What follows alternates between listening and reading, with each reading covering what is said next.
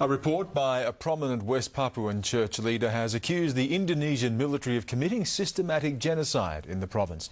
Reverend Sofian Yoman says the policy of special autonomy introduced 4 years ago has failed, and he's calling on Jakarta to allow international observers in to mediate in the conflict.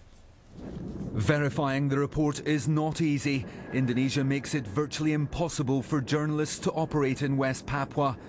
These are some of the last pictures to emerge from the highlands. They showed the aftermath of an attack on Wunin village 2 years ago. Reverend Yoman's report claims similar military operations are taking place now around the village of Puncak Jaya. They're banning their houses, banning their schools, banning their garden. This is happening there. His report makes for grim reading.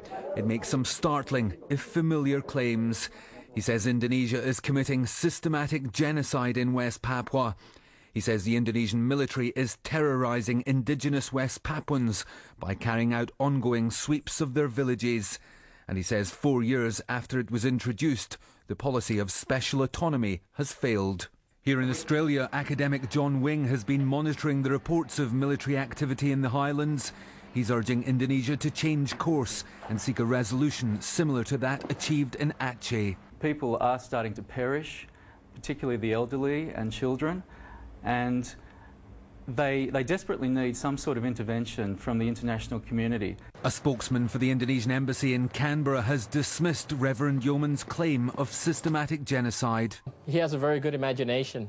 He says the current military operation is aimed at catching the people who killed 2 Indonesian soldiers in December. To catch these perpetrators, that they need a large area for them to cover. That's why there have been an increase in the numbers of personnel in that area. But West Papuans say the December shootings were carried out by people trained by the Indonesian army and used as a pretext to clamp down on the indigenous population.